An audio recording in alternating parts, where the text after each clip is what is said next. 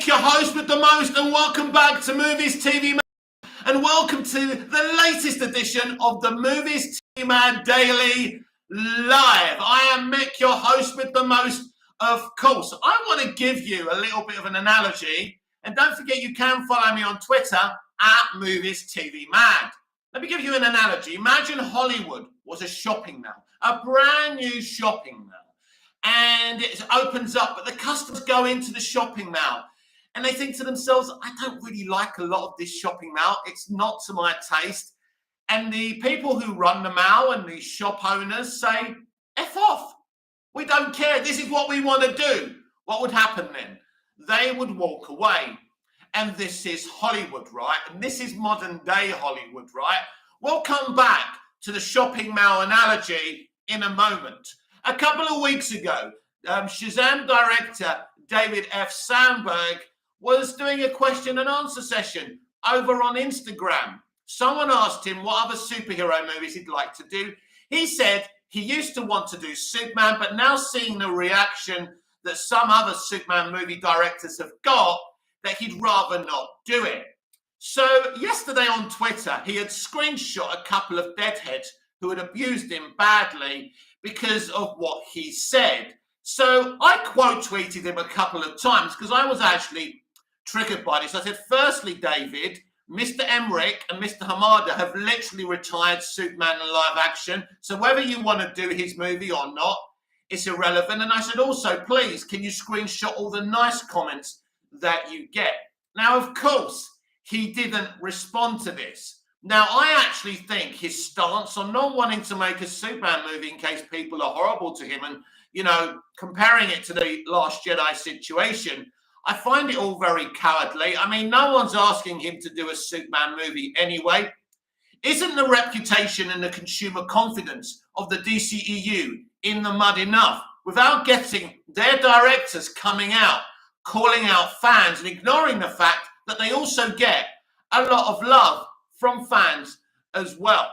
So let's talk about the DCEU and go back to the shopping mall analogy. Imagine two brand new shopping malls are opened. One's called the MCU and one's called the DCEU.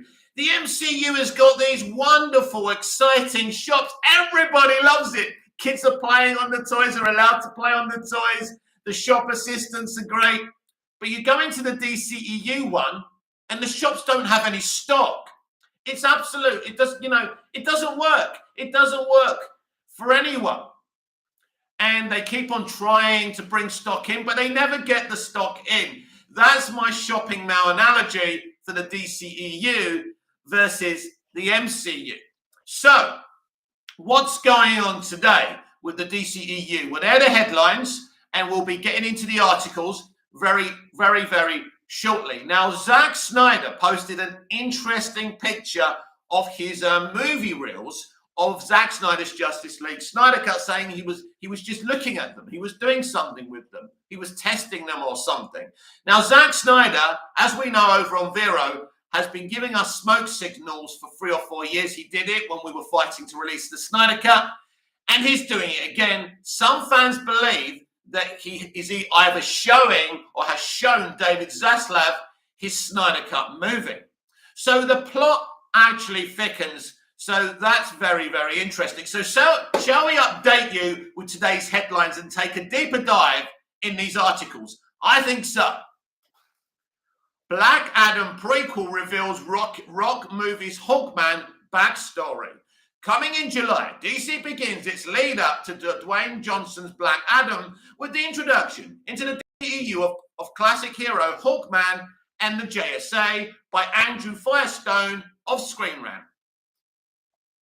The DCEU is gearing up for its 11th release, and in preparation for Black Adam, DC Comics is kicking off their film promotion with the origins of one of the newest heroes to be adapted to the silver screen, Hawkman, set to be portrayed by Aldis Hodge in the upcoming superhero Throwdown starring Dwayne "The Rock" Johnson.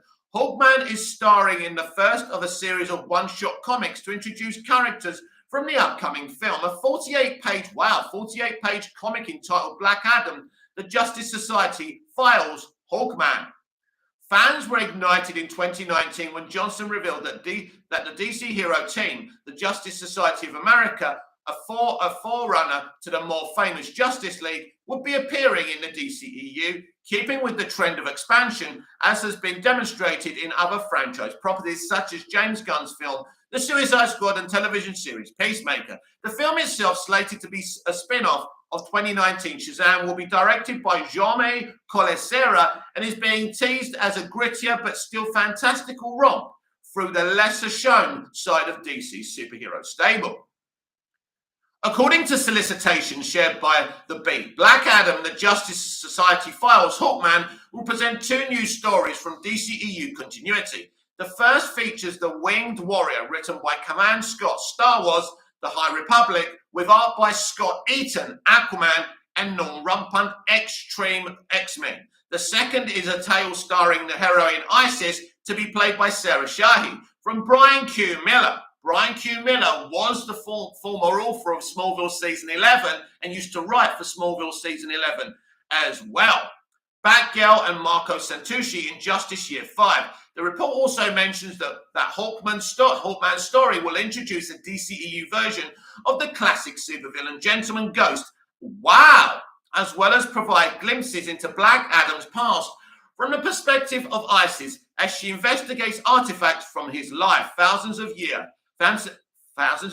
previously. Isn't it better just to say thousands of years previously? Anyway, enjoy the cover and issue synopsis below. So this is a really cool cover for the first issue. I do love this artwork. I think it's absolutely fantastic. Long ago, Hawkman was the leader of the Justice Society. But what is he now? Still a hero or another relic in a museum? Everything changes when he finds himself haunted by not only the past, but also the vengeful spirit of a wayward thief. Will this gentleman ghost be the death of Hawkman, or will he deliver a warning from beyond the grave?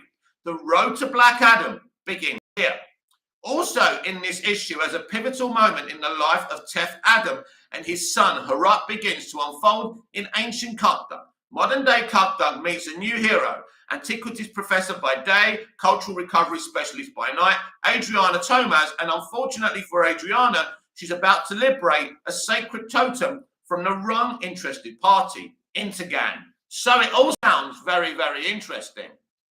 The synopsis suggests a particular backdrop of a superhero team past their prime, dispersed and relegated to the outskirts of a world they once strove to defend from crime and violence. In particular, Hawkman's internal dilemma takes center stage, with the man who claims to be an Egyptian and God reincarnated asking whether or not he is truly still a hero.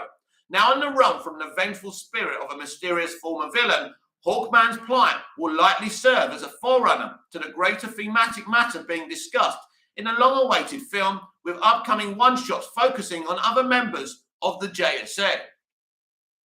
It seems the run-up to Black Adam will offer multiple chances for new fans to get to grips with the movie's heroes, and for long-time comic fans to see how their favourite characters are being interpreted by the DCEU. Fans can check out Black Adam, the Justice Society Files Hawkman, from July the 5th, wherever comic books are sold. So this is the way you actually do run a cinematic extended universe. It's great. Well done, Walter. Well done, Toby. Well done, everyone. This is the way you do it. But isn't it convenient that this is being announced the day after they delayed the Flash movie prequel comic? Of course it is. And it's interesting that they're not really dealing a lot with Tef Adam, aka Black Adam, right? They're putting him in this first issue a little bit, right? But not much. Is it his son who's Tef Adam? I don't know anyway. I don't know much about the character, but I can't wait to actually buy this comic and actually read it. But it seems like they're focusing more on the JSA than Black Adam. Could it be that WB and DC don't have much faith in maybe The Rock or maybe the character of Black Adam, which would be a shame. But of course, when you're bringing in the JSA, you do want to focus on them, because I'll let you into a little secret. The JSA are much more popular than Black Adam, and we all know that, and that's why they're focusing on him. Maybe Hamada and everyone's kind of regretting not doing a JSA movie first. I think that may have been a bigger hit. than Black Adam. But I am looking forward to Black Adam, and I think it's awesome. The cover looks fantastic, and I can't wait to read the first chapter of this prequel comic. So let's go next to our next headline. And we have an update on The Flash Season 9. Very, very interesting, but sad for long-running fans of the series. The Flash Season 9 could end show with shorter episode count. Trill J Mick, you are streaming early today. No, I'm not. For the past week, I've been doing my normal daily video live with my updates and everything. And I did it yesterday as well at this time. And I'll be streaming tonight. The stream we do in the evening, Trill J, is totally different. Right. The Flash Season 9 could be the final season for the CW series, and it reportedly could have a shortened episode count than prior seasons by Richard Fink of Screen Rant. Hashling me. Did DeVito say he's Team Burton or Tim Burton? He's Team Burton. The Flash Season 9 could reportedly end the series with a shorter number of episodes than past seasons. The Flash premiered on the CW in 2014 as a spin-off of the series Arrow, focusing on forensic scientist Barry Allen and his friends as he protects Central City from various villains under the name The Flash. The series has been a consistent hit for the CW for its mix of classic Silver Age comic book storytelling and melodrama, and has gained a passionate fan base. After almost a decade, The Flash has lost various stars, with the recent announcement that the longtime season regular Jess L. Martin would leave the series following Season 8, following other original series regulars. Right, he hasn't left, but next season he will have a reduced role, just to be clear. Carlos Valdes and Tom Cavanagh star Grant Gustin renegotiated to return for The Flash Season 9, which would make The Flash the longest-running series in the Arrowverse, beating out Arrow, which ran for 8 seasons. All signs seem to be pointing that The Flash Season 9 will be the final one for the series, and a recent report may indicate the final season episode order will be the shortest yet. According to THR, sources say that there have been talks for the upcoming season of The Flash to be the final one, and would conclude with an abbreviated episode count. Seasons 1 through 4 ran for 23 episodes. I call that slave labor. While Season 5 had one less for 22 episodes. Season 6 through to recent 8 have a range from 19 to 18 episodes. No official announcement has been made by Warner Brothers or the CW. The CW up front will make all this clear, by the way, so not long to wait for that. The Flash having a shortened final season that would fall in line with Arrow, which had a short final season of 10 episodes as opposed to the traditional 23. A shortened final season of The Flash would allow the creative team, using the words loosely, a more focused story for Barry Allen to conclude his series. The Arrowverse appears to be in a point of transition, as established series like Arrow, Supergirl and Black Lightning have come to a close, and a new batch of stories from Superman and Lois and the upcoming Justice U and Gotham Knights will continue the universe. So what's Justice U? I've not heard of that one. The other interesting note is if The Flash Season 9 is the final season, it will be concluding just ahead of the release of the Flash movie from Warner Bros., which is set for release on June 23rd, 2023. It will be an interesting road for the Flash character, as the Flash movie was announced in October 2014, just a week after the Flash television series premiered. 9 years, and we still haven't got the movie. How embarrassing on the CW. The movie has been in development for so long and went through so many different creative incarnations. The television series was able to run for almost a decade and will conclude before the Scarlet Speedster makes it to the big screen. How embarrassing. While it is unlikely Grant Gustin will take over Ezra Miller in the DCEU, I've explained that situation. No, he can't replace Ezra in the DCEU. But the Arrowverse could swap places with the DCEU and become the franchise easily. There could be room for a cameo by the actor to appear in the film and offer a nice finality to the series. 80s Rewind to times 90s. Good morning, my friend. Good morning, 80s Rewind to times 90. Let's carry on with your updates. Are there any Young Justice fans in the house? I have an update on Series 5. It's not a positive one, though. Young Justice Season 5 renewal in question, says co-creator. According to one of the show's co-creators, a Young Justice Season 5 renewal is currently in question as the opening season is almost over by Andy, whose surname I can't pronounce, of Screen Rant. A Young Justice Season 5 renewal may not be as guaranteed as some fans are hoping, with one of the co-creators revealing that it's currently in question. Young Justice has been one of the most beloved animated shows within the DC universe. The series, which premiered in 2010, has focused on various teenagers, young adults of the DC realm, as they have fought to escape being viewed as simply sidekicks and be their own heroes. Starting out on Cartoon Network, Young Justice quickly grew a cult following before getting cancelled after 2 seasons in 2013. In 2019, Young Justice returned for a 3rd season on DC Universe and was then transferred to HBO Max for Season 4, as Young Justice Season 4, subtitled Phantoms, hit HBO Max as part of their slate of original programming. The show has gotten new eyeballs on it. Like the first 2 seasons, Young Justice has continued to see the heroes grow up, both in their professional and personal lives. While their established characters continue to evolve, the DC animated series has gone on to introduce newer characters as part of the next generation since the show's resurrection. Young Justice has so far continued to be a significant DC property for the HBO branded service. However, Young Justice's future may be in jeopardy based on a recent statement by one of the creators. With Young Justice Phantoms getting closer to its end, fans are obviously wondering if there will be a Season 5. Executive producer Greg Wiseman, who has been part of Young Justice since its inception, has been one of the talents that fans on Twitter have turned to inquire about the show's future. While Young Justice Phantom has less than 10 episodes left to release on HBO Max, Wiseman recently responded to one follower who was curious if there will be another season. Even though he didn't flat out say that's not getting renewed, Wiseman specifically says that it's more about if Young Justice Season 5 will happen rather than when. Wow. I think the first question is if, not when. Wow. So that is disappointing. Given that Young Justice Phantoms is close to reaching the end of its 26-episode order, it does seem odd that HBO Max hasn't made a call yet about a Season 5, with Young Justice constantly trending on social media and reports if its strong viewing numbers, a renewal seems like a no-brainer. What may potentially be affecting Young Justice's future is the Warner Media and Discovery merger, which was recently completed. A merger like that is more than likely going to have a chain effect with any ongoing TV and film franchises. So that may be what is delaying a Young Justice Season 5 renewal. Young Justice Season 5 isn't the only major DC TV renewal that fans are having to wait patiently for this year.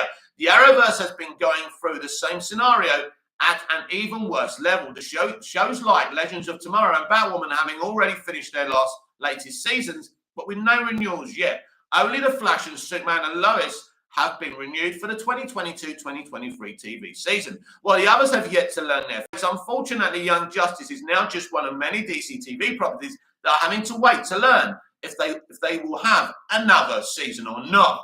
I wouldn't get too worried about this because sometimes they speak like this, these showrunners, to try and get more people to support it and watch it. It probably will be renewed, and as Andy said, you know, with the takeover, with Discovery coming in, lots of things are being reviewed, and that's what they're doing with the DCEU, reviewing if it has a future.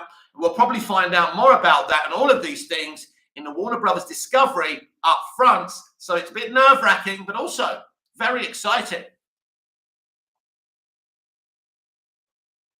Shall we go on? Let's talk about Gotham Knights, not the game, but the upcoming series. The CW's Gotham Knights sets video and photos reveal Gotham City PD. The CW's Gotham Knights pilot is officially filming, with new set videos and photos revealing a closer look at this version of Gotham City PD by Andy again, whose surname I can't pronounce. The CW's Gotham Knights pilot is officially filming. The new set videos and photos revealing the first look at the new Gotham City PD. The CW expands its DC TV lineup with new shows joining the slate every year. Sometimes they are set in the Arrowverse, while others take place on their own Earths, like Stargirl and Naomi. This year, the network is possibly adding another Bat-centric series with Gotham Knights.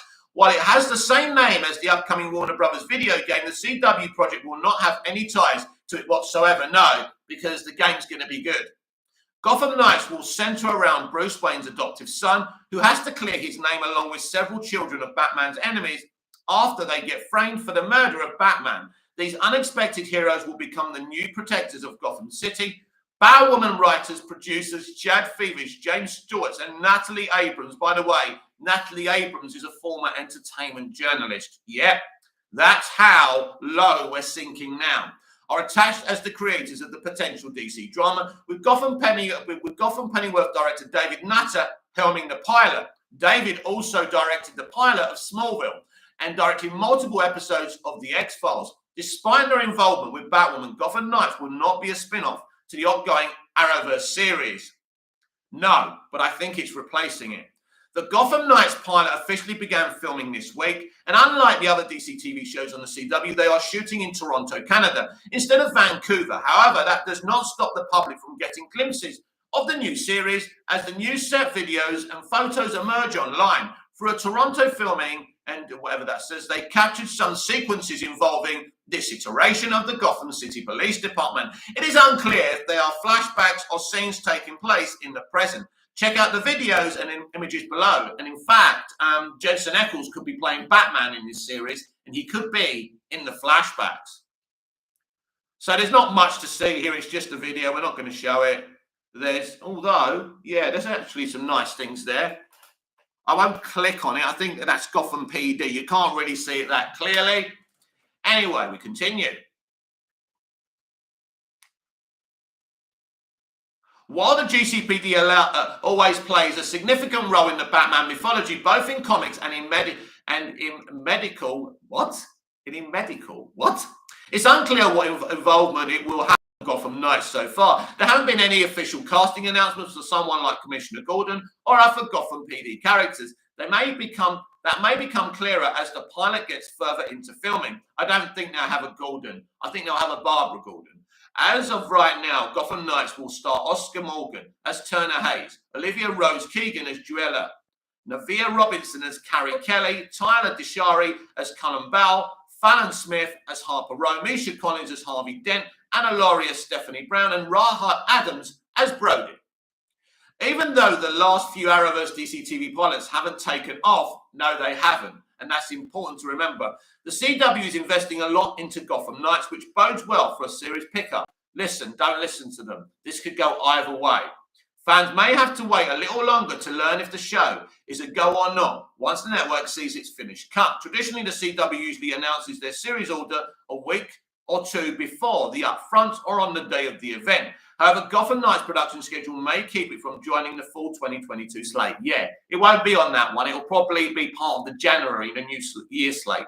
But it could always be added as a mid-season show for 2023, exactly what I just said. So we will have to wait and see about that. Look, it sounds like an interesting show. Obviously, the comics are interesting and people are interested in the game. But with these people involved in it, who knows what they're going to do. James Gunn gives update on the Suicide Squad's Weasel and his DC future. James Gunn says that while he can't promise anything, the Suicide Squad probably isn't the last that DC fans have seen of the character Weasel by Brennan Klein of Screen Rant. James Gunn has teased the impending DC Extended Universe future for his infamous The Suicide Squad character, Weasel.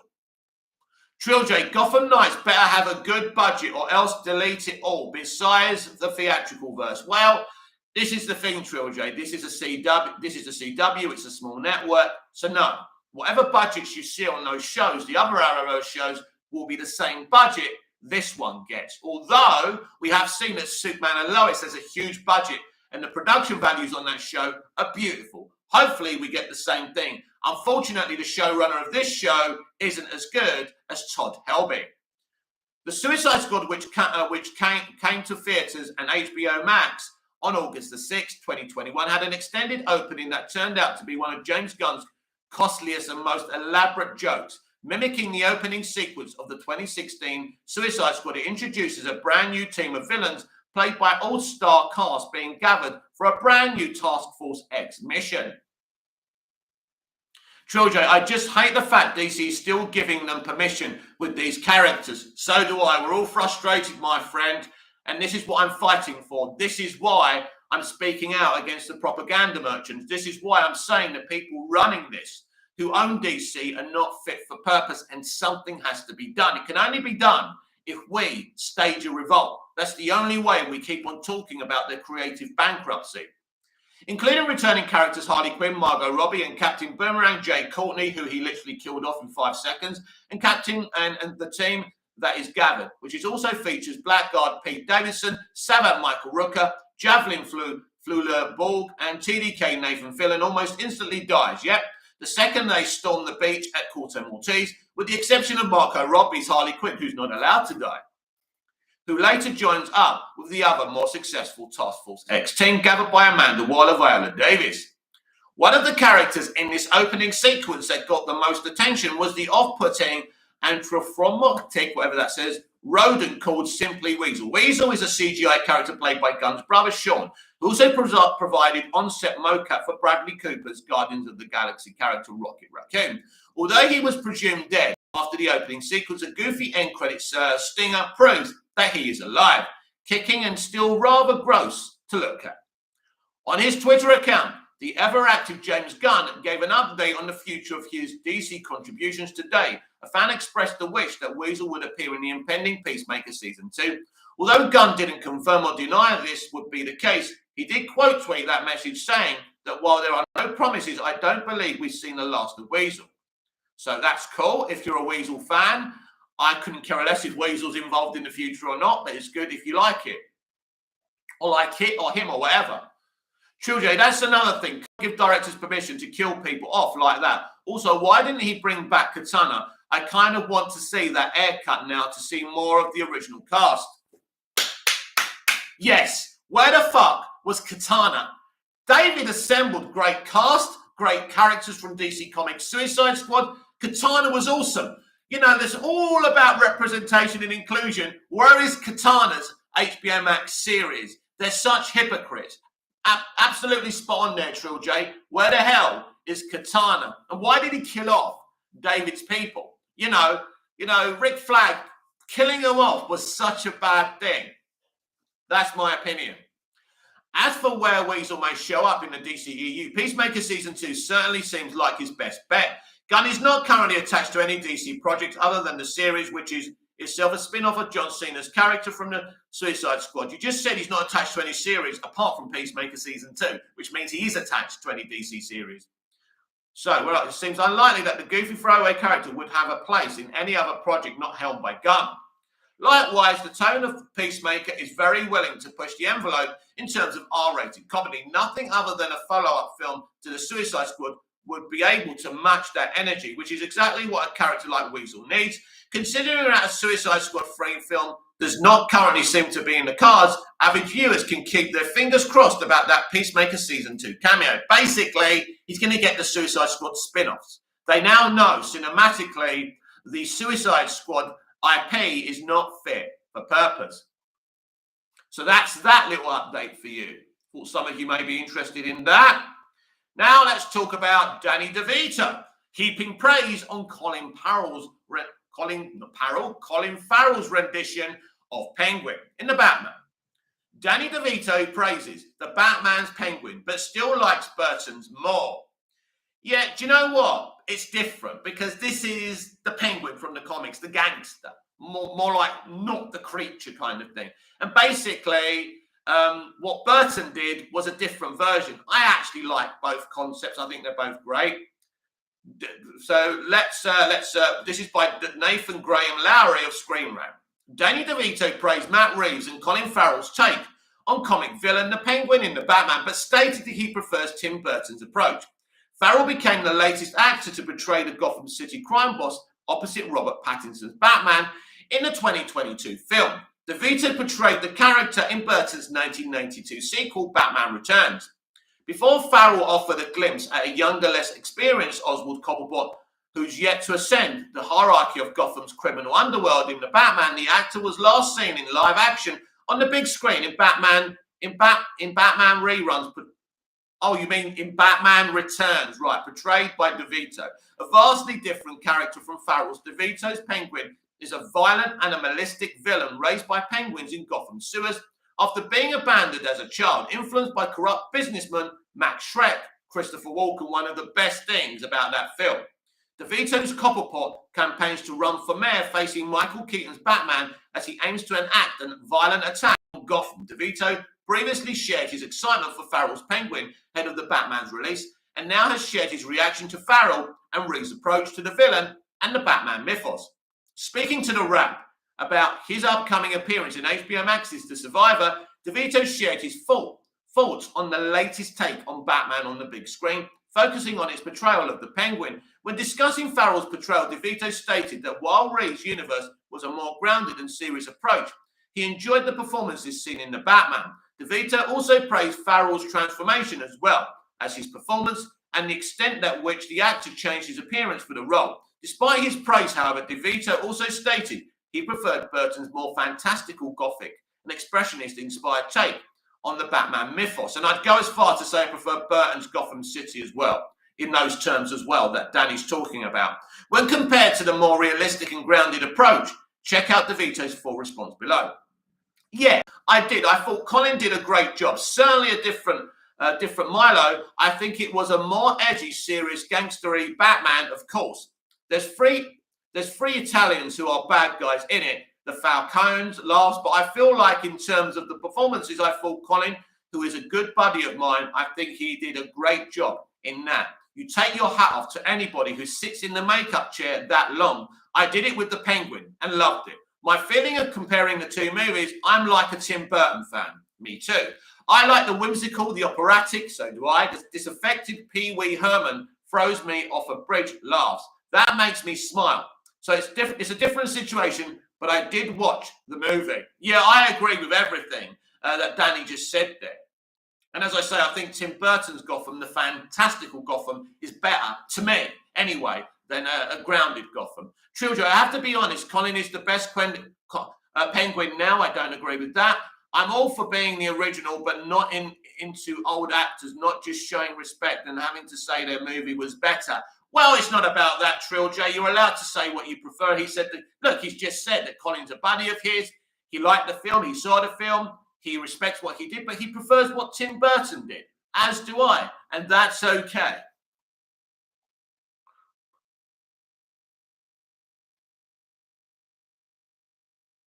So where are we here?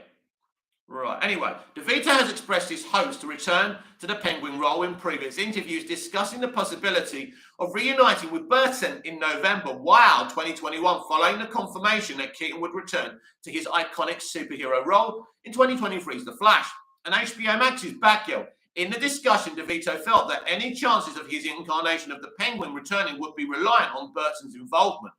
Respect. But was optimistic that the project would happen. Wow. While he has yet to return to the character on screen, DeVito had the opportunity to craft his own story for Cobblepot in December 2021 as part of DC Comics' Gotham City Villains Anniversary giant anthology. You should read that. It's awesome. One-shot comic where he wrote a non-canonical one-shot story inspired by Burton's Batman duology. Yeah, check it out. It's amazing. With Farrell's portrayal of the Penguin set to return in Reeves' The Batman universe, many fans are sure to welcome DeVito's perspective on the character. Despite being a far cry from the comics character that was met with a mixed fan response upon debut, DeVito's Penguin has become beloved by many, thanks to DeVito's acting, distinct and memorable appearance, and Burton's dark story. As such, hearing DeVito's perspective on the new portrayal of the character and surrounding mythos offers fans a unique perspective on the evolution of the franchise. I know it's difficult for this generation to understand. You can like Batman's interpretation of the Penguin, and you can like what Tim Burton and Danny did, right? It's it. That's the end of the conversation. Right, let's talk about Superman and Lois. This is going to send a few people over the edge, and you're not going to like what I have to say about this either. Let's read the article. Tyler Hoechlin is best Superman since Reeve, says Superman and Lois star. Alex Goldman, who plays Jordan Kent on the CW drama Superman and Lois, calls his co-star Tyler Hoechlin the best Superman since Christopher Reeve, again by Andy, whose surname I can't announce, or pronounce even. A Superman and Lois star has called Tyler Hoechlin the best version of the Man of Steel since Christopher Reeve's portrayal of Superman. One of the CW's biggest Arrowverse shows in the whole lineup is Superman and Lois, because it's Superman, which premiered in 2021 following Hoechlin and Bitsy Tulloch's titular characters. Unlike past iterations of the DC icons, the Arrowverse incarnation focuses on Lois and Clark dealing with their jobs while also tackling parenthood, with the Superman mythology being one of the most iconic and beloved DC properties. Can I just say something? It doesn't just focus on the family thing. He is Superman. You see a lot of him as Superman as well. It's all of it. Let's get it right, Andy. It didn't take long for the Arrowverse drama to become a fan favourite. I'm not surprised. Throughout the decades, many talented actors have brought the last son of Krypton to life on the big and small screen. Outside of Reeve, Brandon Routh portrayed Superman in Superman Returns and reprised the role in Arrowverse's Crisis on Infinite Earths. When Warner Bros. Rebooted the property, Henry Cavill suited up as the DCEU Superman in Man of Steel. Children, I have to be honest, here we go again. Nothing will ever touch the theatrical, so no, I have to say Cavill is. I love the way you say I have to be honest. Why? Who told you had to be honest? Anyway, right, I will give my opinion on this, right? And I'm not going to say, oh, the theatrical has to be better. No, I'll give you my direct opinion. Batman vs. Superman, Dawn of Justice, and Zack Snyder's Justice League, while he didn't suit up until the series finale, he didn't even suit up in the finale. It was fucking CGI, and not good CGI at that. He didn't suit up until the series finale. Tom Welling Clark Kent was essentially Superman throughout 10 years on Smallville, as he grew into the legend that the world knows and loves. In the 1990s, Dean Cain played the mild-mannered hero throughout 4 seasons of Lois and Clark, The New Adventures of Superman, alongside Terry Hatcher as Lois. However, with so many incarnations of the Superman legend, there is an ongoing debate about who is the best iteration.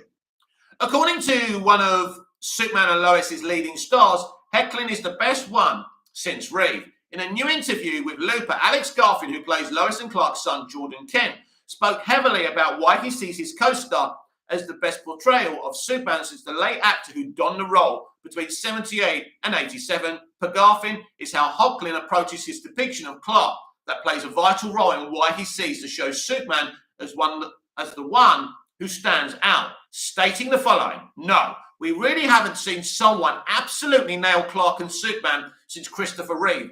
And really, Tyler Hoechlin not watching people," he said, "that was his strategy, right? He said he never wanted to see any Superman. He doesn't want to watch any Superman until this is all over. Then he will watch it all to understand what everyone's been talking about this whole time. He brings a new light to the role. He brings himself to the role. He brings a volume of experience going all the way back to the road to perdition when he was a kid. The magic of Tyler Hoechlin is not even in the crazy deep emotional scenes, even though he absolutely is amazing at them. It's always in the Clark stuff. It's his ability to have fun on screen." So I'll give you my take in a minute. Hoechlin, very interesting by Jordan Alas. Is that his name? Anyway, very, very, very interesting by the young actor. Hoechlin has portrayed Superman since the early days of Supergirl after CBS decided not to go forward with Supergirl Season 2. The CW took over the DC drama and added it to its lineup of Arrowverse shows. Hoechlin came in as that world's version of Superman for the first 2 episodes of the new season, giving it a fun adventure between the 2 super cousins. Hoechlin returned for the Elseworlds and Crisis on Infinite Earth crossover, where viewers also got a taste of Tulloch's Lois before Superman and Lois released. Not only is Hoechlin's Superman a phenomenal depiction of the DC icon, but fans will have so many years to enjoy his version of the character. With Superman and Lois Season 2 now airing, there are still many seasons to come where the writers can continue to take the hero in new directions. Though Superman and Lois Season 2 has not yet wrapped up, the CW has already greenlit the series for Season 3, which will air in the 2022-2023 TV season. Hopefully, depending on what happens at the end of Superman and Lois Season 2, Hoechlin's Superman will get to engage with the CW's other heroes in future Arrowverse crossovers at the very least. Hoechlin's co-stars admire what he's already achieving, as do I. Let's get into this. Right. So we've had so many different Supermans since Christopher Reeve. I'll give it to you straight what my opinion is on this. Christopher Reeve is the greatest Superman of all time because he and Dick Donner and Tom Mankiewicz nailed the character creatively. He is the Superman from the comics. There are no liberties being taken. Nobody's taking the piss. No one's trying to deconstruct. He is Superman. And Christopher Reeve cared about this character. And it's not just his performance as the character, it's the way he flies, everything. He fucking nailed it. And to do a movie like that with no CGI back then was amazing.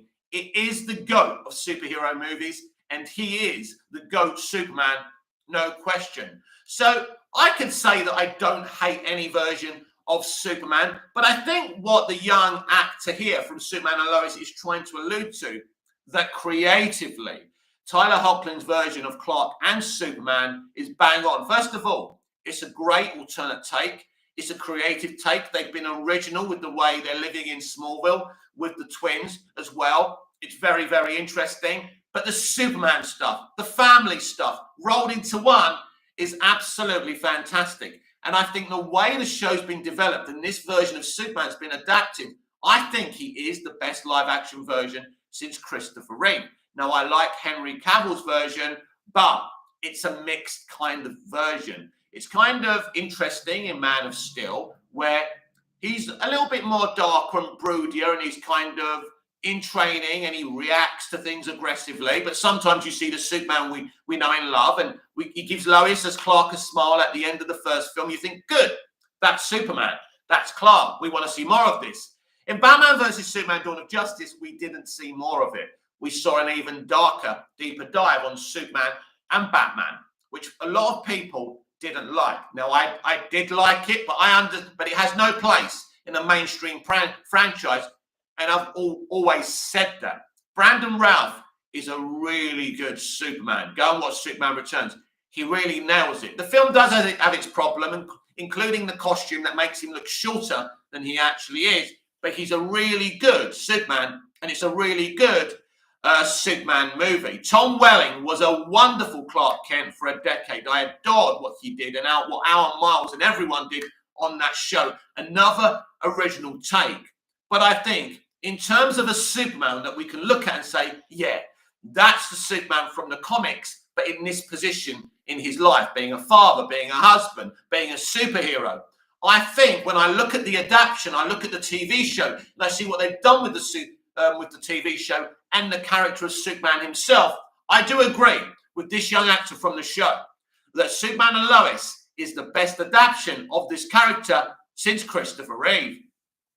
Rolo, darkness and brooding is fundamentally not who Superman is. Of course not. He's not. If we're talking about the Superman from the comics, Rolo, now listen, I love what Snyder did. I love his films, but they had no place in a central mainstream universe. And you're absolutely right. So even though I love it and I love the take, I absolutely agree. Everything's about balance and variety, Rolo. And even though I can like something, I can gaze a critical eye on it as well. And I think we all need to learn that. We go on with today's Movies TV Mad Daily. We move away from DC live action now and look at other updates. Now, we're going to talk about an actor that I absolutely adore. I've got so much respect for him and his choices since he played Harry Potter. Dan Radcliffe, one of the nicest people in entertainment today. Daniel Radcliffe says he's the Lost City villain is funny and pathetic. Radcliffe says he loves the aspect of his character Abigail Fairfax, the Lost City's eccentric billionaire antagonist, being both funny and pathetic. By Toby Skelton of Screen Rant. Daniel Radcliffe, star of the action-adventure comedy The Lost City, describes the personality of his villainous character Abigail Fairfax as pathetic and very funny. Having initially cut his acting teeth as a child in various projects, Radcliffe is one of the most recognised and beloved film stars in the world thanks to his portrayal of the titular boy wizard in the Harry Potter movie franchise. However, since bidding farewell to the character following Harry Potter and the Deathly Hallows Part 2, in 2011, Radcliffe has enjoyed a varied career playing a smorgasbord of distinctive roles that are a far cry from his most famous performance, from haunted lawyer Arthur Kipps in The Woman in Black to a flutelent corpse, Manny in Swiss Army Man, and the Weird Al Yankovic in the upcoming biopic Weird. The Al Yankovic's story, Radcliffe has proven his versatility. Yep, so much respect as an actor, time and again, since leaving Hogwarts behind him. Radcliffe's most recent project, The Lost City, sees the actor in yet another eccentric role, playing billionaire and international criminal Abigail Fairfax. Directed and co-written by the Nee brothers, the movie sees Fairfax kidnapping romance novelist Loretta Sage, Sandra Bullock, so that she can lead him to the priceless treasure known as the Crown of Fire, as she has based her novels on genuine historic research. Featuring an impressive cast that also includes Channing Tatum, Divine Joy, Randolph, Patty Harrison, Oscar Nunes, and Brad Pitt, The Lost City has exceeded box office expectations, as well as earning itself a number of positive reviews for its fun and humorous take on the action-adventure genre. Another film you should definitely check out. Brilliant. I make it my business to watch. I've been watching Dan's projects and supporting them since he finished from Potter. What he has done, and when you compare that to someone like Emma Watson, who's been boring on about identity politics for 10 years, while Dan's been forging a career and keeping himself to himself and keeping in his lane, so much respect for the guy. Radcliffe has now provided his thoughts on how he sees his wealthy and idiosyncratic antagonist speaking in an interview with Empire. The star outlines how Fairfax is a very funny villain because there's something so pathetic about all of his motivations, especially given that he thinks he's really cool and nice. Read Radcliffe's full account of his character below. I think directors go one or two ways with me, maybe less so now, but after Potter in particular. If 50% of directors only saw me as one thing and only saw me as Harry, then other 50% were excited by the chance to be the people who showed me as something else. I think these directors were really excited about getting to show me as this sociopathic villain. But he's also a very funny villain to me. There's something so pathetic about all of his motivations. It's the idea that obviously no one's the villain of their own story, so he thinks he's really cool and nice. And he's kidnapping Sandra's character all the while thinking, if you really think about it, you'll find being kidnapped is fun. If you realize what a cool opportunity this is. That was a very, very funny aspect of this character for me. Radcliffe's love for the movie and the role is palpable, a feeling which he has often exclaimed in various interviews, along with explaining how working with Bullock was mind-blowing. For him, Radcliffe compared The Lost City to The Mummy 1999, the latter being one of his favourite films. It's certainly evident that the humour that Fairfax carries as an eccentric antagonist was a huge selling point for the actor in taking on the role, in particular the pathetic element of his character in thinking that he's actually a really nice guy, despite kidnapping Loretta, appears to have been especially appealing to him. But as well as this, the fact that he claims these directors were really excited about getting to show him as the sociopathic villain once again highlights that the name Radcliffe has made for himself post-Potter in adopting such a diverse catalogue of unusual roles that have no resemblance to the boy wizard. As Radcliffe has played a number of bizarre characters in various offbeat movies over the past few years, such as Horns and Guns and Kimbo, it could be that some audiences will start to associate the actor more with this type of genre than with Harry Potter. It also suggests that it's a genre that Radcliffe has found a real passion for, meaning that the possibility of him portraying yet another quirky personality following his weird all performance is far from unlikely. And with speculation on a sequel to The Lost City gaining traction, it may well be the audiences. Let me say that again. It may well be that audiences might even get to see Radcliffe portray the funny and pathetic Fairfax once again. I hope so. Listen, nobody could have predicted this, that Dan was going to come in there and, change his career so young after Harry Potter, still with everything in front of him. But when you focus and you work hard in life, you can accomplish anything. If you want to be a hot taker, if you want to be Emma Watson and pretend you're a feminist and, being a rich, spoiled little brat, you can. But there's no career. She did Beauty and the Beast. She's done a few other things, but she hasn't forged or gained the respect of a career as Dan Radcliffe has. And he has got my utmost respect. David Lynch shoots down new movie rumours. David Lynch denies recent rumours claiming he has a brand new mystery movie set to premiere at this year's Cannes Film Festival. By the way, if not now, but very shortly, they're going to announce the Cannes lineup If you're interested, they're doing that on The Hollywood Reporter. Check it out. David Lynch shoots down rumours that he has a new mystery movie coming out at Cannes. The ever-enigmatic Lynch stunned the world in 2017 when, out of the blue, he delivered a critically acclaimed revival of the classic TV series Twin Peaks. But since then, Lynch has mostly busied himself with smaller projects, including maintaining a YouTube channel where he shares weather reports and random do-it-yourself projects. Wow, guy's amazing. Lynch fans obviously appreciate his day-brightening YouTube activities, but there's still a yearn for the director to deliver another feature film. Indeed, it's been 15 years since Inland Empire, the last new Lynch film in theatres. There have, of course, been rumours of projects, including something called Wisteria, that's believed to be a new TV series. Then earlier this week, the Lynch rumour mill received a huge boost when reports emerged claiming Lynch is set to debut a secret movie at the Cannes Film Festival. The reports were made even juicier when sources claimed the movie stars Lynch regular Laura Dern. Unfortunately, it seems these Lynch rumours were nothing more than wishful thinking, backed up by some dubious reports speaking to EW about the recent 4K release of Inland Empire. With Empire, Lynch himself shot down the notion that he has a new movie coming out at Cannes. He said, "I have no new film coming out. That's a total rumour. So there you are. It's not happening. I don't have a project. I have nothing at Cannes. It's unfortunate. It got built up that people thought, oh, that'd be nice. But there is something new. But it's not right. Listen," he says. But there is something new. But it's not mine. I don't know whose it is. They say there's something new at Cannes, and they don't say whose it is. And some people thought it was my film, but it's not. So we'll wait and see whose it is. He's lying, isn't he? He's lying. Of course, yeah. He's talking nonsense. There's something coming up. It's not mine. What does he mean? Maybe he has acted before, by the way. Maybe he's in somebody else's project. Who knows? The Cannes Film Festival would, of course, be an appropriate venue for a new secret Lynch film reveal, as the director has a long history with the event, even winning the Palme d'Or back in 1990 with Wild at Heart. Unfortunately, Lynch, he currently isn't working on anything film-related except colour-correcting Lost Highway, presumably for the forthcoming Criterion edition. Of course, Lynch is known for keeping a veil of secrecy around his projects, so there's always a chance he could be bluffing by shooting down these Cannes rumours.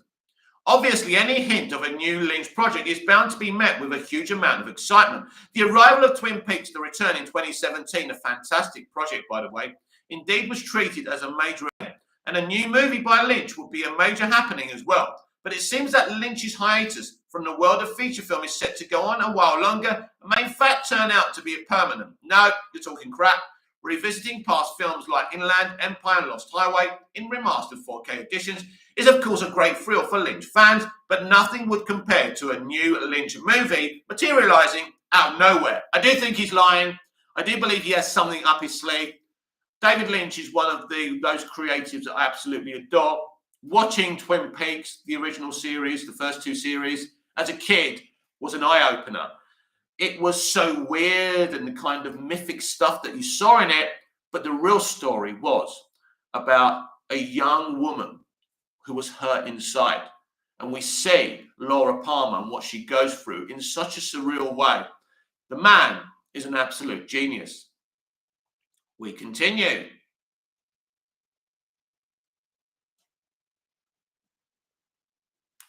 Now let's talk about Tom Hanks' latest World War II project. I think it's a sequel. Tom Hanks' World War II thriller Greyhound movie sequel confirmed by Apple. Oscar-winning streaming giant Apple has announced that a sequel to the 2020 World War II film Greyhound, which starred Tom Hanks, is currently in development by Sahil Ahmed of Screen Rant.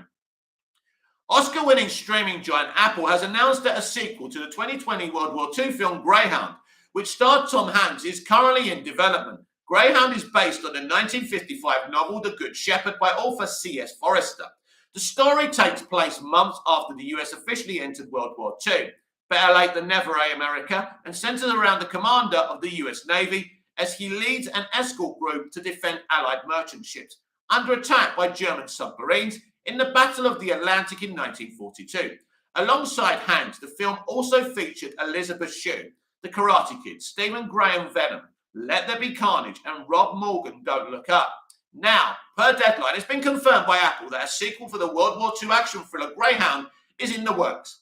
The news was announced as part of a multi-year exclusive deal made by Hanks and producing partner Gary Goetzman with the streaming giants. This deal includes multiple unscripted projects, documentaries, and a series based on World War II, including the recently wrapped episodic Masters of the Air.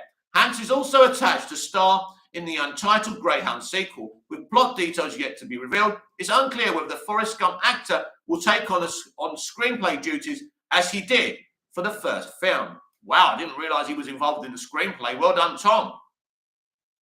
Although these Hollywood alums do like the world, they do love the Second World War, don't they? We must never forget. While Greyhound was initially meant to receive a theatrical release in 2020 from Sony, the distribution rights were sold to Apple TV+. Due to the pandemic, however, Hanks' presence ensured strong viewership numbers. The Academy Award winner streamer behind recent Best Picture winner Coda is looking to capitalize on the new deal, and the Saving Private Ryan star's popularity among casual and avid moviegoers. Fans of Tom Hanks will undoubtedly be excited to see his next adventure as Commander Ernest Cruz. And if the result is anything like the first film, then they are in for a treat when the Greyhound sequel eventually drops on Apple TV. The situation we're in right now. Let me just read this comment and I'll continue.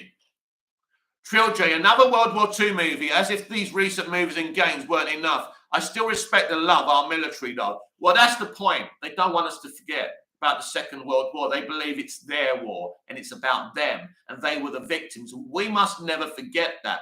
But they don't remind us of all the atrocities going out there and the starving people who they're not feeding. They're rich enough, right?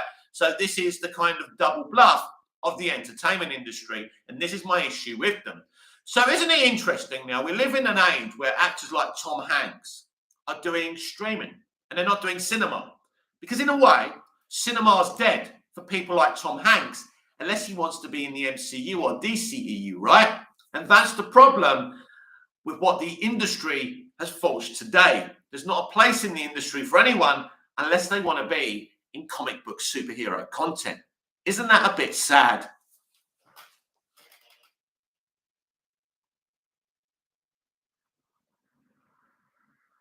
Right, let's talk about Michelle Yeoh's role. Is it Michelle? Yeah, Michelle Yeoh's role in Avatar 2.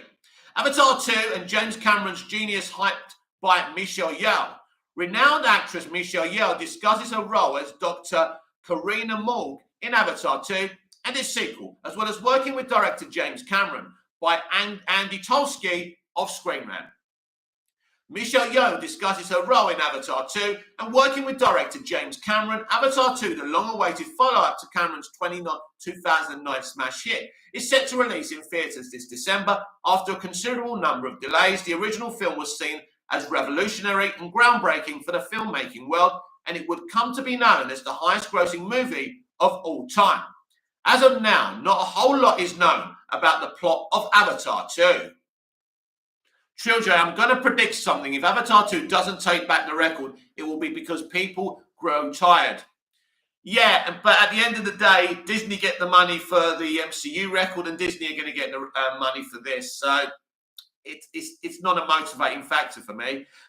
About the plot of Avatar 2, however, its main characters, Jake Sully, played by Sam Worthington, and Nitri, played by Zoe Saldana, will now have a family of their own, which will play a major role. It is believed that human beings will return to the world of Pandora to finish what they started in the first film, forcing Jake and Nitri's family to leave their home and seek out a new one. Additionally, all of the Avatar sequels will explore different, never-before-seen locations on this wondrous moon, along with new cultures and creatures. This is James Cameron's Star Wars. I am interested in this project because what Cameron's doing, he's making a statement, like when the Empire invaded the Americas and stole the Native Americans' country. He's making big commentary here, and I like it.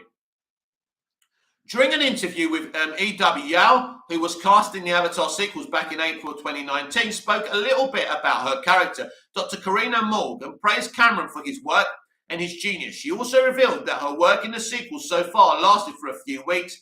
Read Yao's full quote below.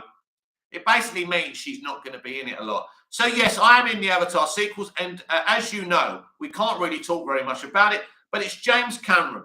Come on. I would be the tea lady for James Cameron. We shot for a few weeks, and I was so impressed with the work that he's done. The work that he's doing, the energy. He's a genius. He's a walking genius, and I really, really enjoyed the experience. I can't wait to go back soon, I hope. Yeah, I can't wait to see this film now. I'm starting to get the hype. I wasn't before, but now I'm interested, and I'm not interested about the box office. I know this is old-fashioned, but I'm actually interested in the actual movie. You should try it.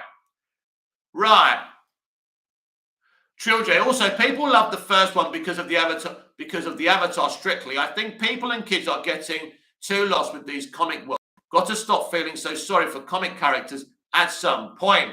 No, Trilogy. And I'm also kissing other franchises like John Wick, and I saw Mr. Real World. Film's tired of it being like hero movies. Well, don't forget, there's not just franchises out there, my friends. There's just individual movies that will never have sequels that are really good, that we need to appreciate as well. At the end of the day, just like what you like. But Avatar is going to be a big hitter. It's going to make a lot of money, and I'm interested in it. I love escapism, personally. I'm not here to have my head forced in the real world 24/7. That's why I love entertainment, movies, and TV dramas. Yao is one of the few well-known actors to be joining the blockbuster franchise. Alongside her will be Cameron veteran Kate Winslet, whose Navi character, Ronald, allowed the actress to work with motion capture for the first time, and Vin Diesel, whose character is not yet known. Winslet's participation in Avatar 2 is actually a pretty big deal. While filming her underwater scenes a few years back, she broke Tom Cruise's record for the longest time with breath held over a scene, over 7 minutes. Oh, big deal. Red Panda. What, so early? Right, Red Panda and everyone. I'll say it again so I don't have to repeat it. Right, I made this announcement in my lives in the evenings, and I'll say it again.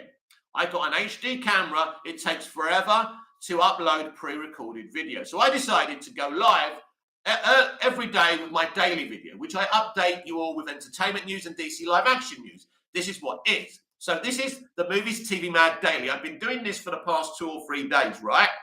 And every evening I will come in with Movies TV Mad Live, which is a totally different show, which I just sit here and respond to your comments. I hope that's clear now.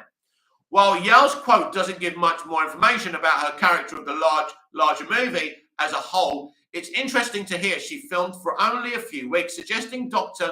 Morg might play a smaller role in the film, at least in terms of screen time. It's encouraging to see a seasoned actress like Yao so excited about an upcoming project. Her high praise for Cameron is the most recent sign of many that the upcoming Avatar 2 and its sequels will be yet another huge success for him. Oh, they will be. Plus, the fact that Yao is sworn to secrecy will only build up more anticipation and eagerness from moviegoers, because unlike Walter Hamada in the DCEU, James Cameron isn't leaking his entire plots. Trilogy, 7 minutes. That these actors crazy, all that to prove you're into your craft. Oh yeah, they'll do anything. If it's even true, by the way. I don't believe half the shit these people say.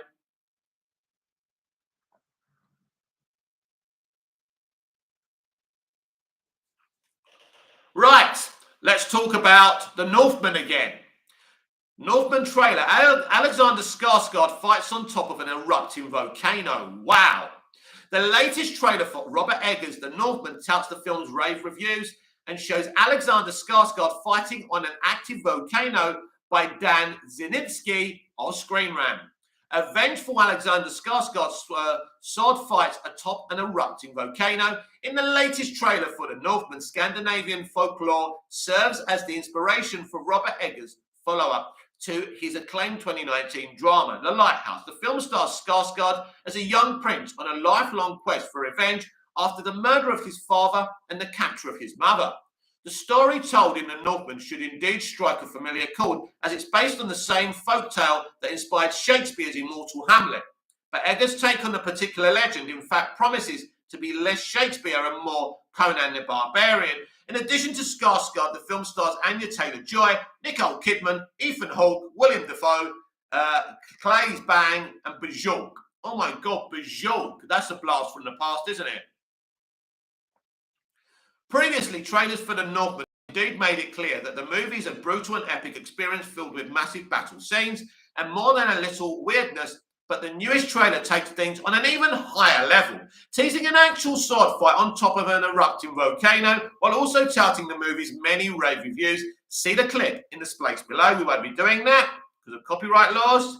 Considering the brutal carnage previewed in the above clip, it's no surprise that Skarsgård confessed to being exhausted during the Northman shooting.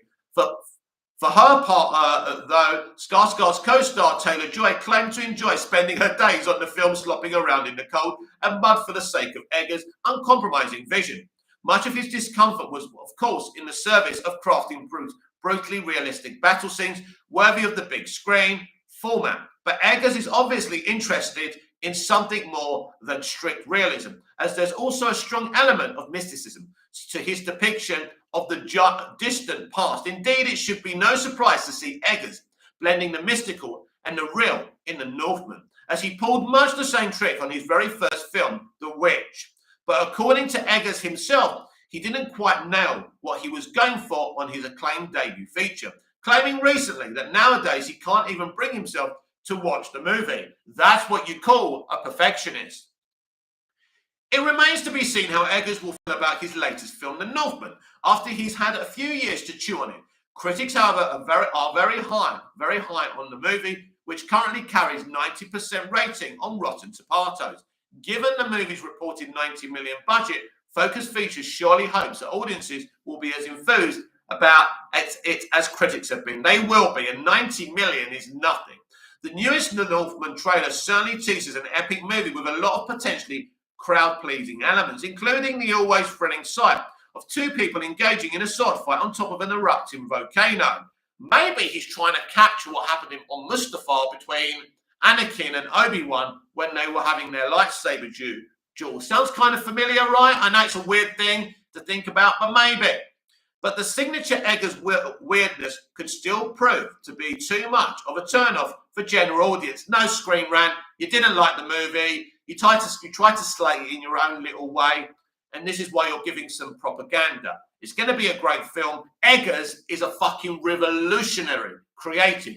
And I support him all the way. And it's a shame you don't. Oh, I forgot. You're only interested in hyping up the MCU. Oh, well. Ronnie Dodge. Hey, Mick. Hey, Ronnie.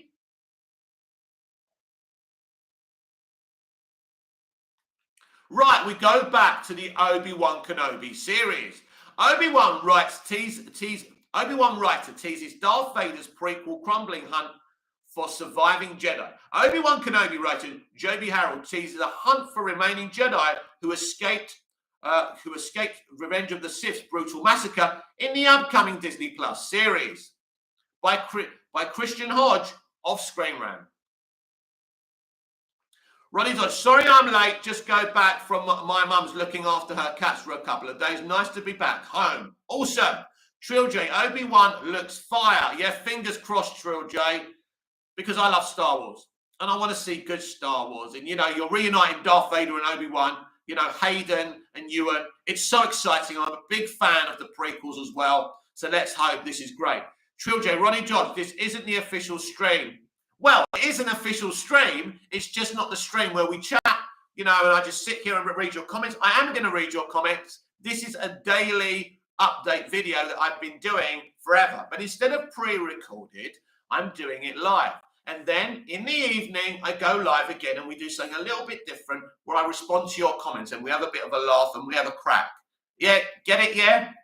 Obi-Wan Kenobi, writer J.B. Harold teases a hunt for remaining Jedi in the upcoming Disney Plus series. Obi-Wan Kenobi is perhaps the most highly anticipated series to come to Disney's Star Wars universe to date.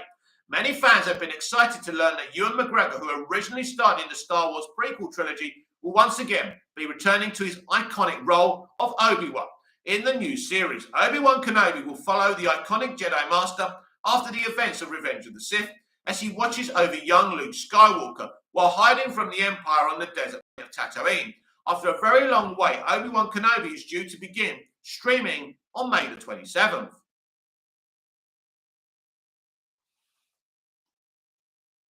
Ronnie Dodge, fair enough. Ronnie, you know what I've been doing for days anyway. I've been coming here 12 p.m., lunchtime here in Cyprus, 10 a.m. I've been doing my daily shows, then I'm coming in and doing the lives in the evening. That's what I'm doing. It's not rocket science. According to its writers, Obi-Wan Kenobi is set 10 years after Revenge of the Sith. As many may remember, that film did not end in such a happy place. Anakin Skywalker, played by Hayden Christensen, who will also be returning in the new series, turned to the dark side and became Darth Vader. Ronnie Dodge, I know, mate, became Darth Vader. He spearheaded the Empire's massacre of the Jedi Order in one of the saddest sequences in the prequels, of course. Some of the Jedi were able to survive Order 66. Over the years, Star Wars canon has revealed others besides Obi-Wan, and Yoda managed to escape. And this will be a key aspect of Obi-Wan Kenobi. I wonder if we'll see Yoda in this series. I hope so. In a recent interview with EW, series writer Harold has spoken about the world viewers will find themselves in Obi-Wan Kenobi Episode 1. According to Harold, 10 years later, the Empire is still busy wiping out Jedi Order. Harold has revealed that this includes a few Jedi who actually managed to survive Order 66 and are now on the run. Harold has gone on to state that the series will see that Vader and his Inquisitors are chasing them to the ends of the galaxy. See his full quote below.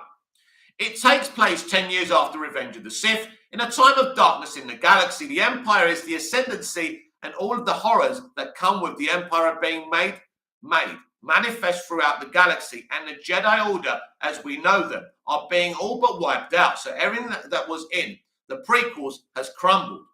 Those surviving Jedi, those that do survive, are on the run, and they're in hiding, and Vader and his Inquisitors are chasing them to the end of the galaxy.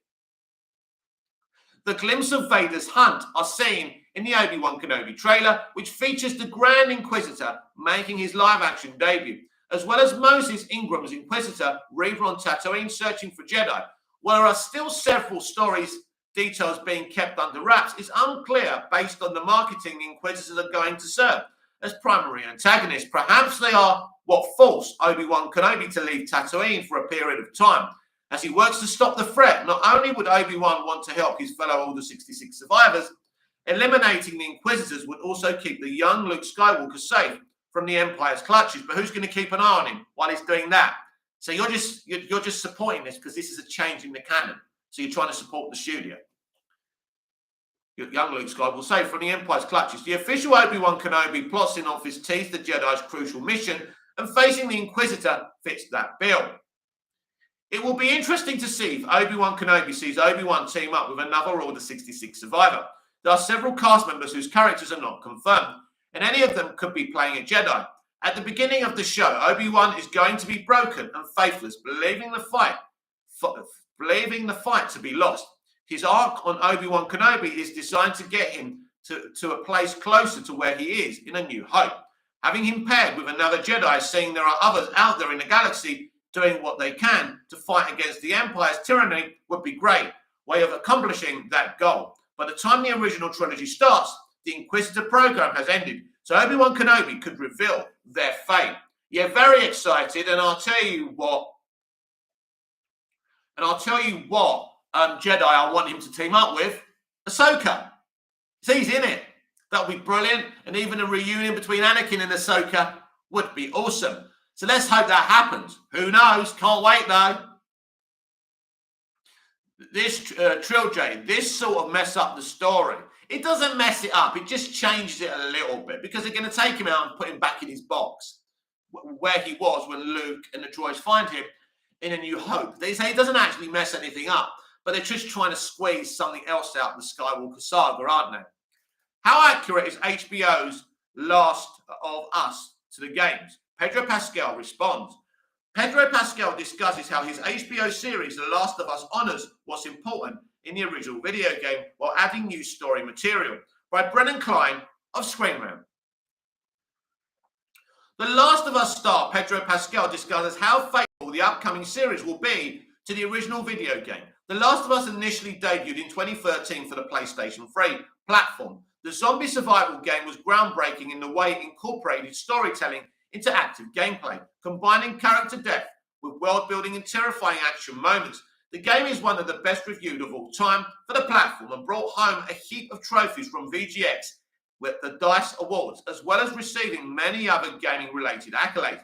Given the success of the game and its sequel, which came out in 2020, it came as no surprise when HBO announced they would be mounting a live-action series adaptation of The Last of Us. Trilogy, Rey Skywalker. In the series, The Mandalorian's Pascal is playing Joel, a grizzled survivor of the zombie apocalypse caused by a mutant strain of fungus that infects the brains of humans and turns them into ravenous creatures called the Infected after a brief prologue in which Joel loses his daughter. The story picks up 20 years after the beginning of the infection. This is when Joel meets Ellie, played in the series by Pascal's Game of Thrones co-star Bella Ramsey, a young woman who has been infected but shows no symptoms, leading them on a long journey of survival with the hope that they may be able to find a cure. Recently, Pascal sat down with GQ to speak about the new film The Unbearable Weight of Massive Talent, in which Nicolas Cage plays himself. In addition to the meta-comedy, the actor discussed The Last of Us, revealing whether or not it remains faithful to the original story of the game. He compares the HBO series approach to the material to The Mandalorian, saying that it is made for people who love it, and that is honouring what's important, while adding new material that will deepen the storyline while also doing all the work of the world building for newcomers who haven't played the game. Read the full quote below. There's a very, very creative way of honouring what's important and also preserving what is iconic to the experience of the video game, and also to include things that you wouldn't necessarily expect, and then directions that you would expect it to go. And it might not, and it might not. They're doing some really smart things, is all I can say. It's similar to the way Jon Favreau and Dave Filoni treat The Mandalorian, in how Mazin and Druckmann are treating The Last of Us. It's in good hands because they love it so much. Well, clearly, Neil created the video game, but Craig loves it so much. So it really is made for the people that love it. And there's some very intense storytelling for people who might be less familiar. I can't wait for this. Trilogy, The Last of Us is a beautiful game, but I don't think it needs to be live action right now because you are eventually going to have to go a bit woke like the second game. Well, that's up to them, isn't it, what they do? If they want to lose audiences, that's up to them. But for now, what Pedro Pascal is saying is very positive. Of course, he would swing it this way, and we don't know what actually they're going to do. I mean, look, basically, the main character is a young female, which is great. I want to see young females in good roles and represented properly and not just there for optics. So sometimes woke can be good. There's good woke and there's bad woke. It's all the way you do it. But ultimately, it's about creating great storytelling, performances, and great escapism for the audience. That's all that matters. The messaging has always been there for 100 years, but there's better ways of doing the messaging. I think that's what modern day entertainment is getting wrong, Trilogy. The Last of Us may be altering the story somewhat in the process of adapting the game to a completely new format, but it will certainly encounter fewer challenges than similar series like Paramount's live-action adaptation of Halo, which has been a clusterfuck. The Halo game series has a lot of lore and world building, but it's primarily a first-person shooter that doesn't provide the amount of story required for a long-running narrative format. The Last of Us doesn't have that problem, as its groundbreaking storyline is inherently cinematic. A lot of us prefer the world building and story to the actual gameplay. And I think that's what's so groundbreaking about The Last of Us. It's actually a great story. It's likely that the biggest discretions The Last of Us makes from the source game will come from necessities of the television format rather than the need to improve or expand the material. For instance, the series will likely expand on the stories of the side characters featured in the game, so there can be multiple narratives running in tandem, which is much more necessary on TV than in game. There also may be some slightly alterations to locations and characters to make them more believable in live action, but ultimately, if they stick with the roadmap the game provides, they're more or less guaranteed to have a success story on their hands, and I hope that they do, because it's an awesome idea. Trilogy, it is, but I've seen what happened to Resident Evil and Halo. I'm just going to say it. This will happen to the video games. Just don't make good movies. Sonic and Sega would disagree with you, and I think we are getting into an era where they will make better movies. But as I say, it's all about how you promote your message, and that's how I feel about it. With Neil Druckmann involved in this, the creator of the original game, they won't be allowed to take any liberties. They want this to be successful for the HBO Max platform as well. So I predict a great first series. Now, when it's popular, they may take liberties, and we'll have to wait and see for that. But I'm excited for this upcoming game adaptation because I think gaming in live action storytelling is the next big thing. RIP live action comic books. Pedro Pascal wants to be in Face Off 2 with Nicolas Cage. After starring together in The Unbearable Weight of Massive Talent, Pedro Pascal would love to reunite with Nicolas Cage on Face Off 2. By Adam Benz of Screen Rant. Trilogy Sonic is a classic that you can play with, same as Mario, because it's animated, but not this. Sorry, Trilogy. I'm very excited for this. I think it's going to be awesome. I respect your opinion, of course. I think we've had that conversation now. You're swinging one way, I'm swinging the other. And now let's keep today's entertainment updates coming. Pedro Pascal would like to star in Face Off 2 with Nicolas Cage. The Chilean-American actor first rose to prominence for his roles as a Borin Martel on the fourth season of Game of Thrones and as Javier Perea on Narcos. Pascal also plays the titular character in The Mandalorian, recently reprising the role of the Book of Boba Fett. Riding off his television success, Pascal has also starred in a new feature film, most notably as the villain, Maxwell Lord, in Wonder Woman 84. Anyway, Pascal's most recent film is meta-comedy The Unbearable Weight of Massive Talent, which stars Nicolas Cage as a fictionalized version of himself. Pascal plays a billionaire Cage superfan who offers the actor $1 million to attend his birthday party. Cage begrudgingly accepts the offer and attends.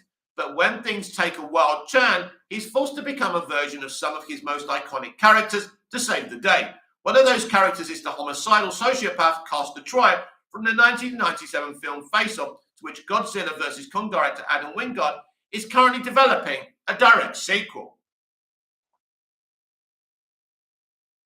In an interview with GQ promoting The Unbearable Weight of Massive Talent, which releases in theatres on April the 22nd, Pascal was asked if he would like to star in Face Off 2, in which Cage looks likely to be involved. Pascal answered very straightforwardly, saying he would love to be part of the potential sequel. Read his full answer below. Yes, I would, laughs. I mean, really, just a straightforward answer, yes. I rattle off so many movies that were from the 80s before I graduated high school. The impression that they left on me obviously was so big. But then, of course, once you get into the 90s and leaving Las Vegas, then into Face Off, it's a whole other level of admiration. All of that is to say, yes, I would like to be part of Face Off 2. That would be awesome. Face Off 2 is still in early development and does not have any stars attached to it yet. It states as a direct sequel, all but necessitates the return of its original stars, especially Cage. It's unknown if he has been asked to return, though Cage recently expressed his interest in Face Off 2 during a reedy AMA. Castor Troy was seemingly killed at the end of the first film, although its face transplant technology would easily allow for his face to be grafted onto another character. That's a good point. Pascal and Cage developed a close rapport as frequent scene partners during the making of their latest film, which is garnering rave reviews. So it could be advantageous to Face Off 2 to get them back together. Both actors have busy schedules, as Cage is currently filming a Renfield movie as Dracula, and Pascal, The Last of Us series, remains in production for HBO, which will last into the foreseeable future. If Cage is able to return to Face Off 2, a reunion with Pascal could be in the cards, and if the trailers for the latest film are any indication, the chemistry between the two could certainly propel a sequel to the iconic action hit. Yes, I think Pedro and Nick would be amazing in Face Off 2 together. I don't know why there's a need for a sequel, but this is what they're doing. They've become very lazy, and I look forward to it and see what they do with it. So very interesting.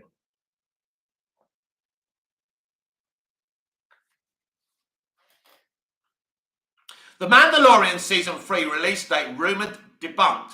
Rumours about The Mandalorian Season 3 releasing this summer are debunked, with the latest info pointing to a premiere towards the end of the year by Chris Agar of Screen Rant. Rumours about The Mandalorian Season 3 release date are debunked. Disney Plus's flagship Star Wars series was last seen in December of 2020. though the storyline continued via a spin-off show, The Book of Boba Fett. The dynamic duo of Din Djarin and Grogu played key supporting roles in The Book of Boba Fett, setting the stage for the upcoming Mandalorian Season 3. The Book of Boba Fett ended with the pair reunited after Grogu chose Din over his Jedi training with Luke, which was so obvious, by the way. In typical Lucasfilm fashion, several details about The Mandalorian Season 3 are being kept under wraps, including the release date. Star Giancarlo Esposito made headlines recently when he stated The Mandalorian Season 3 could arrive this summer, meaning the show would return arguably sooner than anticipated. However, it would appear Esposito may have misspoke, as the latest updates on the matter have The Mandalorian coming back at a later time. Stephen Waitrop of Collider took to Twitter to comment on the matter. According to him, The Mandalorian Season 3 will be on Disney Plus end of this year. Check out his post in the space below. The Mandalorian Season 3 will arrive at the end of this year. It will not be streaming this summer. This implies The Mandalorian Season 3 won't premiere until the holiday season, which makes sense. The Mandalorian Season 3 only wrapped filming in late March, so summer would make for a very fast turnaround. With regard to post-production, Lucasfilm will also have its hands full this summer. Obi-Wan Kenobi will run through to late June, and speculation is Andor will debut in August. Coupled with the MCU shows Ms. Marvel arriving in June, Disney Plus will have plenty of original programming to carry the streaming service through the summer. Marvel also looks to have She-Hulk coming out at some point this year. In fact, I've heard that She-Hulk may be delayed till 2023. So there's problems in Girl Power Lane. So saving The Mandalorian Season 3 for a holiday event sounds logical. That would allow Disney Plus to space out their major projects, ensuring they don't cannibalize each other. There will be a Mandalorian panel at Star Wars Celebration in May. The panel is set to look back at the show's first 2 seasons, but there will also be discussion about what audiences can expect next. It's definitely plausible Lucasfilm uses that event to reveal the official Mandalorian Season 3 release date. Celebration will be focusing on the future Star Wars projects, including Andor and The Bad Batch Season 2, with the Star Wars movies on the hiatus until Rogue Squadron. Rogue Squadron ain't even happening. The franchise's biggest title at the current moment is The Mandalorian. It would arguably be a wasted opportunity not to shed some light on when The Mandalorian will return. And be patient, everyone. You're here when it's coming out. And our final article today is about Josh Brolin. Josh Brolin reflects on almost being Zack Snyder's Batman in the DCEU.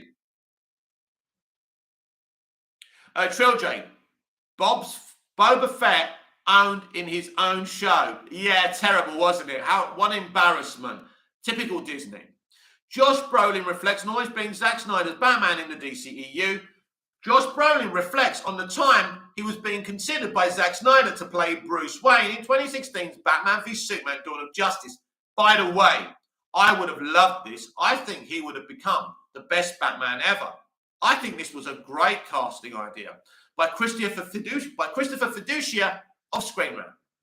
Josh Brolin is looking back to the time when he almost became Batman in the DCEU.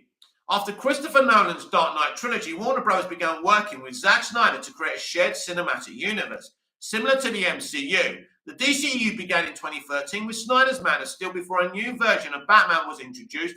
Following the movie Batman v Superman Dawn of Justice, Ben Affleck faced scrutiny when he was first cast as Batman, but the actor would return for Justice League reshoots for Zack Snyder's Justice League, and he's also coming back as Bruce Wayne in 2023's The Flash. Brolin has had a successful acting career, but his comic book movie roles have been some of his most successful. Brolin had a starring role in Avengers Infinity War and Avengers Endgame as the Mad Titan Thanos. During his stint in the MCU, Brolin also appeared alongside Ryan Reynolds in 2018's Deadpool 2 as the time-traveling mercenary Cable. While Brolin has seen the most success from appearing in Marvel movies over DC Avengers like Jonah Hex, Brolin was being considered to play Bruce Wayne in Batman vs Superman. That being said, his Batman casting was only in the early stages of discussion before Ben Affleck was cast. Brolin briefly mentioned his near Batman casting while on the Happy, Sad, Confused podcast with Josh Horowitz. The actor confirms that it was Snyder's decision not to move forward on his casting, but that he found the role interesting. Brolin continues that his version would have been an older and more raspy version of Batman, which Horowitz compared to Frank Miller's version of Batman in The Dark Knight Returns. Brolin's full comment can be read below. Trill J, he doesn't give the Bruce Wayne vibe to me, though. Yes, he does to me. Trill J, I guess everyone wants the Batman role.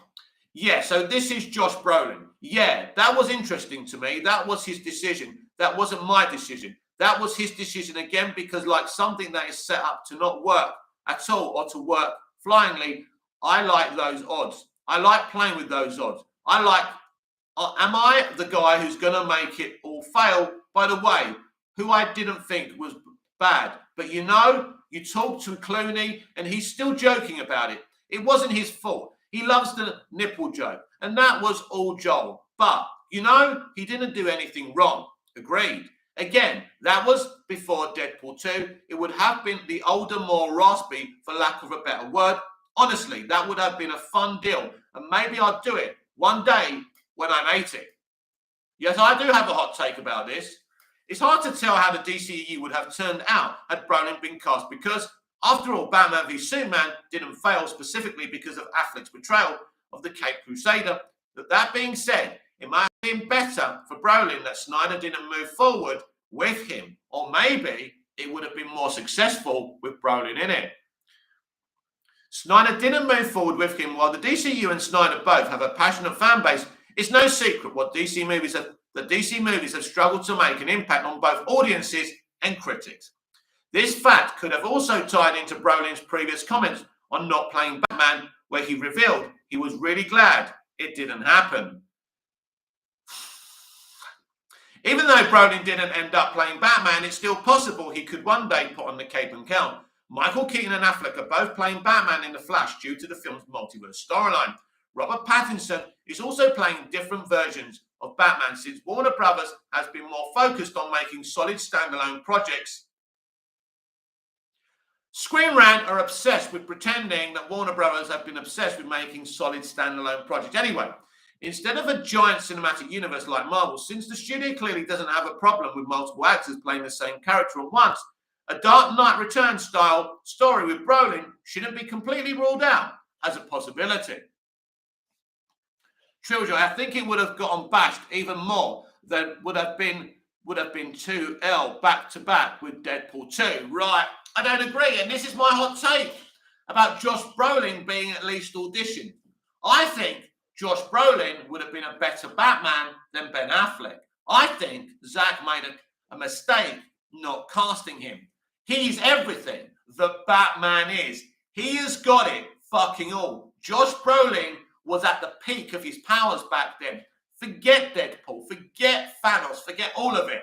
In my opinion, and this is my hot take, Josh Brolin would have been the ultimate live-action Batman. This has been the Movies TV Man Daily with me, Mick, your host with the most. Just ask your girlfriends and your wives, please like, share, comment, subscribe, hit the notification bell so you never miss this beautiful perfection.